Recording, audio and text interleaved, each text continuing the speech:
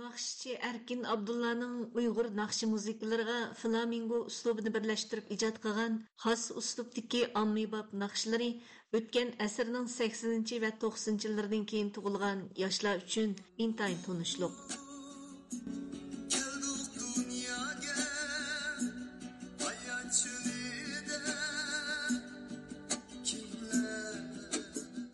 U yoshlar orasida muhabbat liriksi shahzodasi, gitar shohi degandek nomlar bilan ta'riflangan.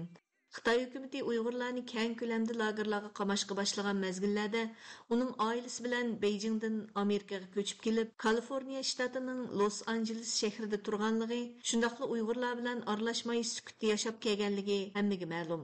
Muajiratdagi Uyg'urlarning vatan bilan bo'lgan aloqasi butunlay uzilgan yaqinqi yillarda uning Xitoyga erkin berib kelayotganligimi kishilarda savol paydo qilgan edi. Irqiy qirg'inchilik boshlangan yaqinqi 6-7 yil mobaynida Xitoydan ayrilib chet ellarga chiqarilgan Uyg'urlar nayt az. Uyg'urlar orasidagi dangdar shaxslar texmi az. Naqshchi Erkin Abdulla o'zining zamondoshi va kasbdoshi Ablajon Ayubdek ko'zga ko'ringan san'atkorlar tutqun qilingan, Uyg'ur sarxillari Xitoyning zarba berish nishoniga aylangan, Uyg'ur madaniyati va san'ati yo'qotilayotgan shu qabohatli mezgillarda Amerikaga saq salomat keladigan edi. Halbuki Erkin Abdulla bir san'atkor bo'lish sifati bilan hozirga qadar millatdoshlari uchun va yoki beguna lager va turmalarga qamalgan sardoshlari uchun bir qitimmo ovozini chiqarib baxmidi.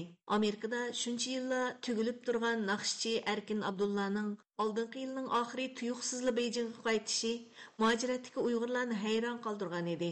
Bu yil 28 mart u o'zining Douyin hisobida Beijingdan maxsus e'lon berib, o'zining 20 apreldan boshlab Xitoyni aylanib, "Men Xinjiangdan keldim" nomida naqsh kechiligini o'tkazdiganligini jakaladi.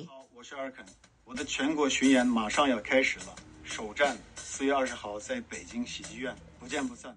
Xitoycha ijtimoiy taratqularda keng tarqalayotgan Erkin Abdulla naqsh kechiligi e'lonlariga qaraganda, u o'zining naqsh kechiligini Xitoy tashviqotchisi Qurbonjon riyosatchiligidagi "Men Xinjiangdan keldim" nomli tashviqot programmasi bilan birlashtirdi ekan va maxsus suhbat uyushtirdi ekan. Bu uning "Men Xinjiangdan keldim" nomli Xitoy tashviqot programmasiga tunji qitim qatnashishi emas. U 2022 yil mayda mazkur tashviqot faoliyatining suhbat programmasiga qatnashib va naqshi o'rindab "Men Xinjiangdan keldim" nomli tashviqotchilar sepiga qo'shilganligidan derak bergan. Amerikada yashab etibmi "Men Xinjiangdan keldim" nomli Xitoy tashviqotchilar sepiga qo'shilganligidan bishorat bergan naqshchi Erkin Abdulla muajiratdagi Uyg'urlar tarafidan tarixning xato tarafida turayotganligi bilan ayblangan edi.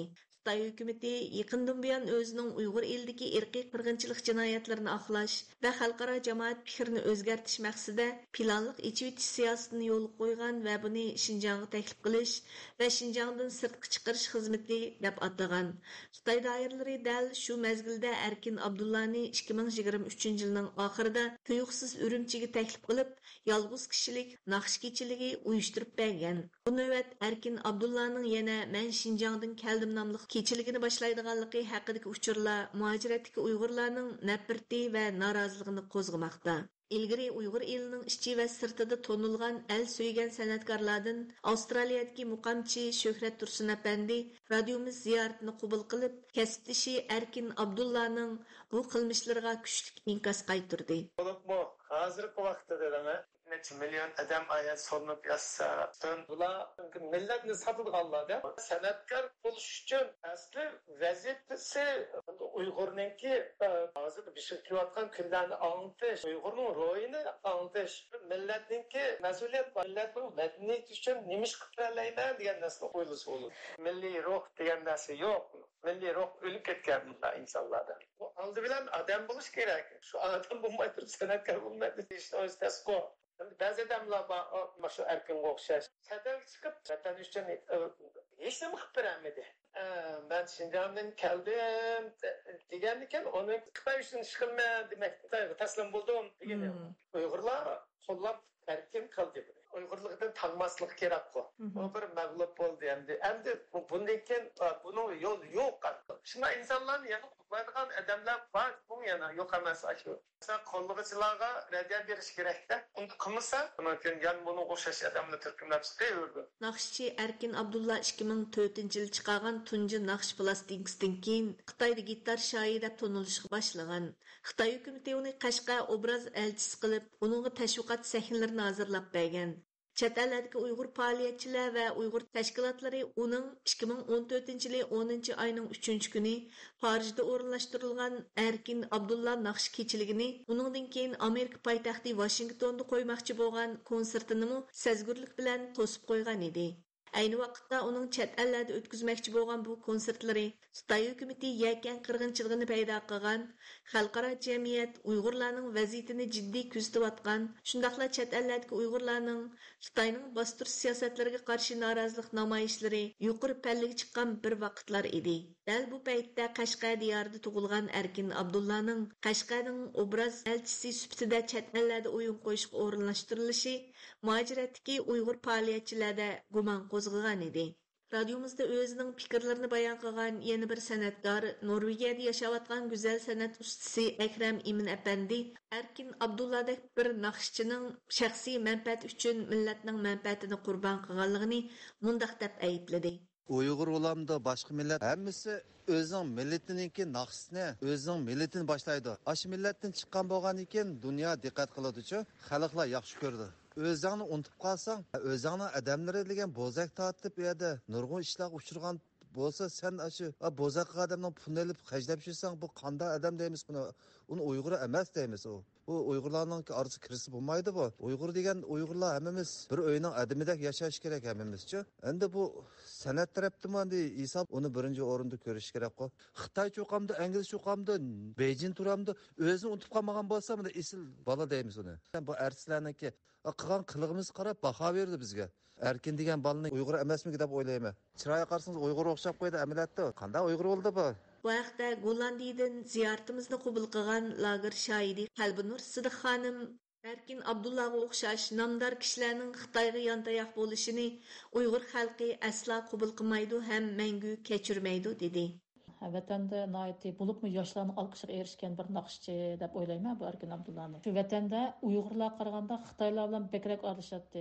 Shu Xitoydan Uyg'urlarning bostirishlarini boshqalar bek aniq olmasmi? Menimcha bu Erkin Abdulla tozobdan biladi. Uningdan keyin shu Xitoylarning xabarini olgandan keyin o'zining xotin bolalarini elib Amerika pandaslab qochib chiqqanda o'zining hayotini xavf kuchirishdan ansirab, qo'rqib, yo'da erkin davlat yashab turibmi? Yana shu Xitoyning depo usloynab, shuning tashviqotiga qo'shilib, 20-apreldan boshlab o'zining ashna bir o'yin qo'ydiganligini tashviq qilishi, bu kishini to'limi ichindirdi. Vatandagi shu qirilayotgan, vahshiylik uchrayotgan shu xalqimiz mushunda bir naqshchiniki tatalda erkin davlat yashab turibmi? Yani şu Xitoydan qo'rqib, shaxsiyatchilik bilan sotqinlik qilganligidan menimcha ko'ngli intayin yerim bo'ldi va buni la'nat o'qiydi deb o'ylayman. Azob chekayotgan, qirilayotgan, shu chorsiz qolgan bechora mazlum xalqimiz chet elda yashayotgan har bir insondan o'zini Uyg'ur deb qaraydigan shu insondan shunda kutdiki, oshlar uchun harakat o'tishini, sukut turmasligini, oshlarning ovozi bo'lishini o'ylaydi. Bulupmu bundaq dağlıq məşhur şəxslər, bulupmu onlardan zor ümidlərini kütüdü. Amma bilib durub, körüb durub, yəni şu mən Şinjandan gəldim degen şunda bir təşviqatqa qoşulub, satqınlıq qanmasa, bunun bütün xalq, meyli aşı vətəndə bolsun, meyli vətən sırtıq bolsun, hər qandaq bir insan bunun çoxum lənət oxuydu. Mən bu Erkin Abdullah'nın ki, naqşılarını şundan yaxtırıb anlaydım. Hazır mana bütünlüy şu Osman Zimin fark oldu. Hazır intayın nefretlendim. Muqamchi Shuhrat Tursun apandi Erkin Abdullahga selishtirma qilgan holda chet ellarda yana nurg'unlagan Uyg'ur san'atkorlarining o'z talanti va mahoratini joriy qildirib, Uyg'urlarning qiyin vaziyatini dunyoga anglatish uchun tirishchanlik ko'rsatayotganligini ta'kidlab o'tdi. U ularning bu fidokorligidan Uyg'ur xalqining faxrlanganligini bildirdi. U yana Erkin Abdullahning naqshlarini anglamaslikni yoki boyqut qilishni tavsiya qildi. Barlıq sanatkarlarının tüpkisini yer ile yeksan kıldı bu. Sıkımalık, hürmetsizlik kıldı. Şunun için bunda sanatkarların sanat, medeniyet sahasından yok çıkarası bulundu. Özgen çıkarası oldu. halkımız uygulaş gerek. Bunda sanatkardan sanatkarlar çok ifrat ediş gerek. Bunun nakşlarına bakılı çataldaki insanlar, Uygurlar, hakikaten nakşçılarını kaldırılışı, bilirilishi gerek. Mesela Kıraş Kösendek, İnkılabı, gururunu güçlendirdiğin bunda insanlarını bitirmesini ümit kılmanda. Bu chehra tayyorladi. Diqqat berganinglarga rahmat.